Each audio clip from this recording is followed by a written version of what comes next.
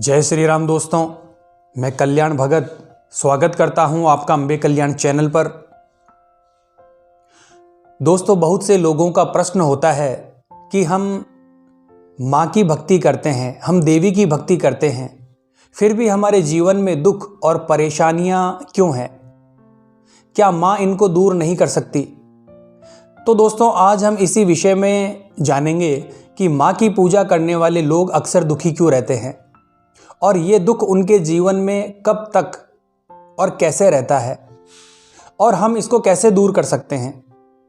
तो वीडियो को अंत तक देखना, क्योंकि अगर आप स्किप करके देखेंगे तो आपको पूरा कॉन्सेप्ट समझ में नहीं आएगा। इससे अच्छा है कि आप वीडियो को अंत तक देखें और हर एक चीज़ को बारीकी से समझें, जिससे कि आप भी अपने जीवन में आगे बढ़ें और किसी प्रकार की परेशानी आपकी भक्ति में ना आए। क्योंकि दोस्तों, इसी का फायदा फिर लोग उठा लेते हैं और आपको भक्ति से दूर कर देते हैं।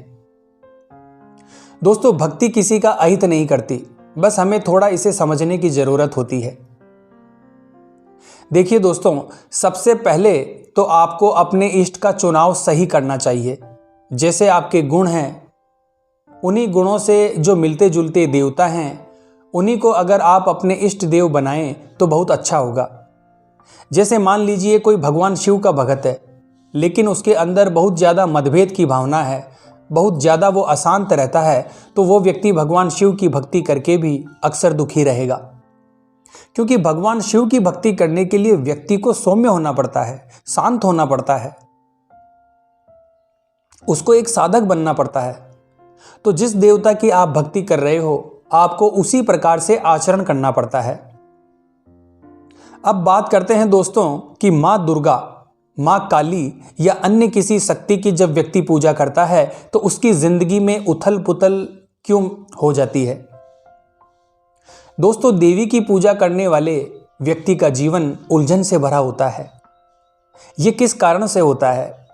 देखिए दोस्तों, ये आपकी परीक्षा भी हो सकती है और वो शक्ति आपको पूरी तरह से अपने जैसा बनाती है, तभी आप उस शक्ति तक पहुंच सकते हो। देखिए दोस्तों, भगवान शिव, भगवान नारायण और ब्रह्मा जी को इसी प्रकार से शक्तियां प्रदान की गई थी। शिव की शक्ति गौरी, नारायण की शक्ति नारायणी मतलब महालक्ष्मी, और भगवान ब्रह्मा की शक्ति ब्राह्मणी मतलब सरस्वती। तो उनके अनुसार उनको शक्तियां प्रदान की गई। और यदि हमारे कर्म ऐसे नहीं हैं, हमारे कर्म उस शक्ति को धारण करने के लायक नहीं है और हम उस शक्ति को धारण करने की कोशिश करते हैं, तो हमें वैसा ही बनना पड़ेगा। तब उस शक्ति को हम चलायमान कर सकते हैं, तब हम उस शक्ति से कार्य ले सकते हैं, तब हम उस शक्ति का आनंद प्राप्त कर सकते हैं। अन्यथा जिंदगी में उथल पुथल मच जाएगी, क्योंकि शक्ति आपके अनुसार नहीं चलेगी। और शक्ति जब तक आपके अनुसार नहीं चलेगी, जब तक आप शक्ति को साधने के योग्य नहीं होते, जब तक आप शक्ति को कंट्रोल नहीं कर सकते, तब तक शक्ति आपके अनुसार नहीं चलेगी। इसीलिए तो कहा जाता है कि गुरु आवश्यक है, क्योंकि गुरु ने उस शक्ति को साधा हुआ होता है। वो आपको उसको साधने का मार्ग बताते हैं, वो आपको उस रास्ते पर चलने का तरीका बताते हैं कि आप किसी भी साधना को कर रहे हैं, किसी भी शक्ति को जागृत कर रहे हैं, तो उसको कैसे साधा जा सकता है। देखिए दोस्तों, एक बार भगवान नारायण, ब्रह्मा जी और भगवान शिव में इस प्रकार से बातचीत चल रही थी कि हमारी माँ कौन है। पिता तो पर ब्रह्म है, लेकिन माँ कौन है? तो माता महाकाली वहाँ प्रकट हो गई। लेकिन जब वहाँ माता महाकाली प्रकट हुई तो उनको देखकर सभी देवता घबरा गए, क्योंकि उनका विकराल स्वरूप था और बहुत भयंकर गर्जना करती हुई माता प्रकट हुई थी। जब वो ब्रह्मा जी की तरफ गई तो ब्रह्मा जी ने मुख फेर लिया।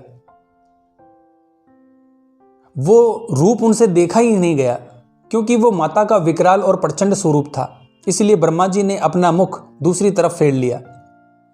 तब फिर वो भगवान नारायण की तरफ गई तो भगवान नारायण ने नेत्र बंद कर लिए और नेत्र बंद करके मन में कल्पना करने लगे कि देवी बहुत सुंदर है, बहुत प्यारी है, बहुत सौम्य है। इस प्रकार से वो अपने मन में कल्पना करने लगे, लेकिन वो अपने नेत्र नहीं खोल रहे थे। क्योंकि उनको माता का विकराल स्वरूप देखकर बहुत भय लग रहा था।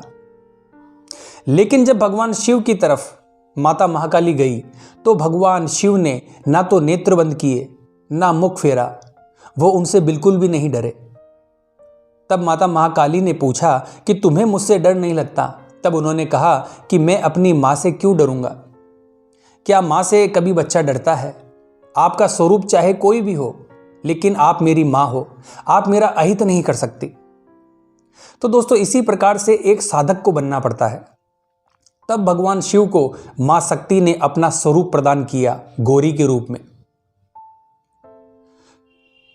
उन्हें बताया कि यह स्वरूप तुम्हारी अर्धांगिनी के रूप में तुम्हारे साथ रहेगा।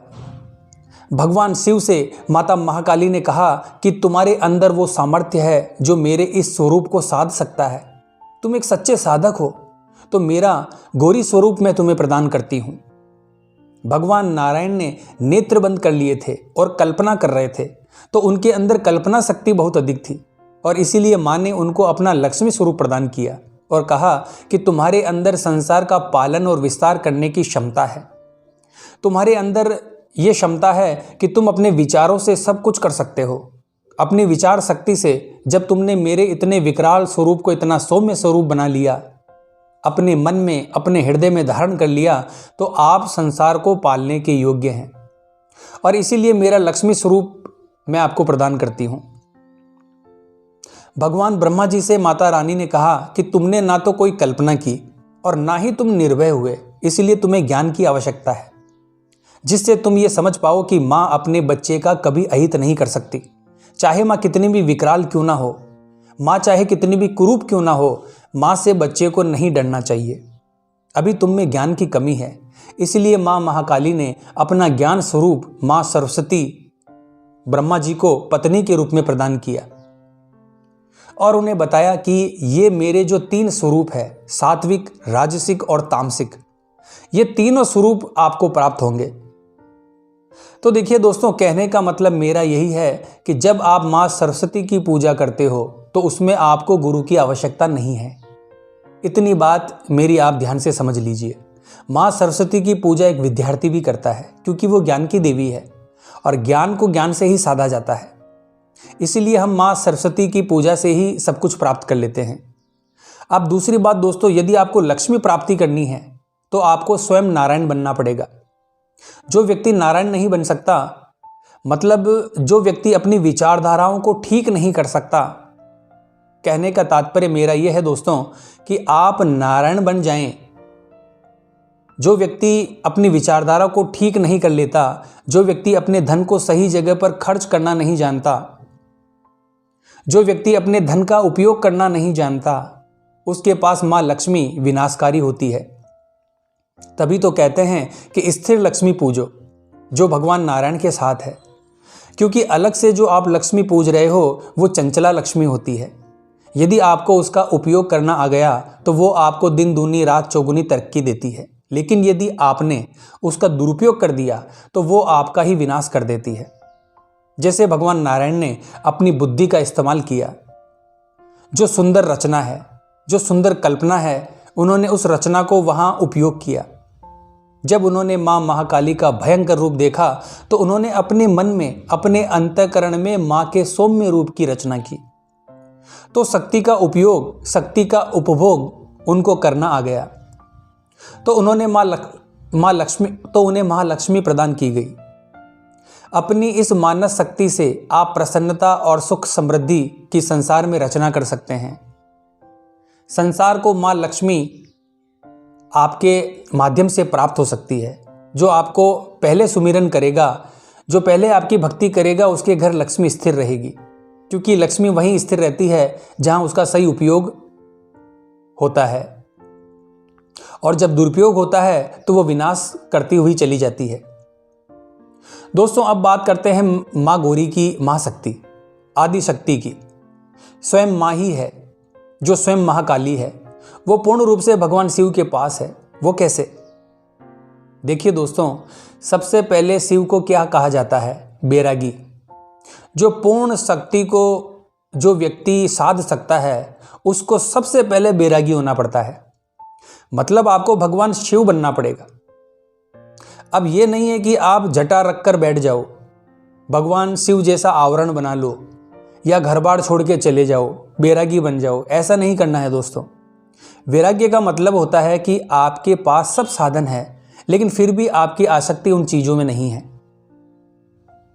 इनका उपयोग आप कर रहे हैं जिस प्रकार से करना चाहिए, लेकिन आपकी जो हृदय की भावना है वो इन चीज़ों से ग्रसित नहीं है। यानी आप उनके बिना भी रह सकते हैं। यानी अगर आपको कोई चीज़ प्राप्त नहीं होती है तो आप उनके बिना भी जीवन यापन कर सकते हैं। ये होता है वैराग्य। घर छोड़ के भाग जाना ये वैरागी का कार्य नहीं है, ये तो अपनी जिम्मेदारियों से भागना है। लेकिन जो अपनी जिम्मेदारियों को निभाता हुआ चले और आसक्ति उसकी किसी भी चीज में ना हो, तो वो सच्चा वैरागी है। पहली बात दोस्तों, जब शक्ति हमारे जीवन में आती है तो सबसे पहले हमें वैरागी होना पड़ता है। सब चीज से अपनी आसक्ति हटानी पड़ती है। अगर शक्ति को हमें पाना है, माँ भगवती को हमें पाना है, तो हमें वैरागी बनना पड़ेगा। अगर आप माँ भगवती की भक्ति करने बैठ गए लेकिन आपकी आसक्ति सांसारिक चीज़ों में है, वस्तुओं में है, धन में है, घर में है, परिवार में है, तो आप कभी शक्ति तक नहीं पहुंच सकते। दोस्तों, कभी कभी एक समय आपका ऐसा आता है कि आपके पास माँ कुछ भी नहीं छोड़ती, वो आपको पूर्ण वैरागी बनाती है। तो इससे तो अच्छा है कि आप स्वयं ही आसक्ति छोड़ दो। कम से कम वो चीज़ें, वो सामान, वो वस्तु, वो धन दौलत कम से कम आपके पास बनी तो रहेगी। लेकिन जब तक आप उसमें से आसक्ति नहीं छोड़ोगे तो वो चीज़ें आपकी नष्ट होती जाएगी, क्योंकि आप शक्ति की तरफ बढ़ रहे हो। और शक्ति का कार्य है कि मुझ तक तुम तब पहुंचोगे जब तुम वैरागी बन जाओगे। जब आसक्ति तुम छोड़ नहीं रहे तो शक्ति फिर उन चीज़ों को ही नष्ट कर देती है। तब तो फिर आप वैरागी बनोगे ही बनोगे। तो इसीलिए हर चीज़ का उपभोग कीजिए, लेकिन आसक्ति मत रखिए, प्रेम मत रखिए कि हम इसके बिना नहीं रह सकते। ये चीज़ आप जिस दिन छोड़ दोगे उस दिन आप वैरागी बन जाओगे। दूसरी बात क्या है दोस्तों, कि फिर व्यक्ति को एक साधक बनना पड़ता है। जब तक वो वैरागी नहीं होगा, जब तक वो साधक नहीं बन सकता, आप इस चीज़ को समझ लीजिए अच्छे से। क्योंकि साधक बनने के लिए व्यक्ति को एक आसन पर बैठना होता है, एक जगह ध्यान केंद्रित करना पड़ता है, जाप करना पड़ता है, वो एक साधक होता है। जब उसकी आसक्ति और चीज़ों में रहेगी तो उसका ध्यान जाप में लगेगा ही नहीं, वो साधक ही नहीं बन सकता। तो इसलिए पहले वैरागी बनना पड़ेगा, फिर साधक बनना पड़ेगा। और जब आप साधक बन जाओगे तब तुम शक्ति को साध सकते हो। जैसे भगवान शिव के जीवन में गौरी का प्रादुर्भाव हुआ। दोस्तों, भगवान शिव उस समय क्या थे? एक वैरागी ही तो थे। तो आशा करता हूं दोस्तों आज की ये वीडियो आपके लिए उपयोगी साबित होगी। तो कमेंट बॉक्स में हर हर महादेव बोलना पड़ेगा दोस्तों। ईश्वर का नाम है, प्रत्येक व्यक्ति को लेना चाहिए। तो मिलते हैं इसी प्रकार की अगली वीडियो के माध्यम से। जय मां अम्बे, जय श्री कल्याण।